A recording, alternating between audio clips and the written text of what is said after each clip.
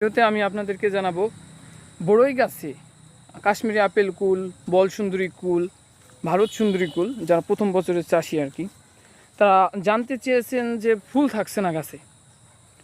ফুল দেখেন একটা গাছে অনেক পরিমাণ ফুল, প্রায় 1 থেকে 150 পরিমাণ ফুল, প্রতি থোকায় থোকায় অনেকগুলো ফুল আছে। একটা থোকায় আপনি করেন, এই থোকার ভিতরে সর্বোচ্চ 5 থেকে 6টি ফুল থাকবে, মানে 6টি বড়ই আসবে, 6টি বড়ইয়ের গুটি সেগুলো থাকবে। এবং আর এখন ফুল আসবে, ফুল ঝরে পড়বে, 100% ফুল থাকবে না, কিন্তু ফুল থাকবে।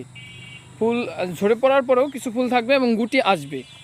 আরও 1 মাস বা 15 দিনের ভিতরে দেখবেন যে গাছে ফুলের গুটি চলে এসেছে।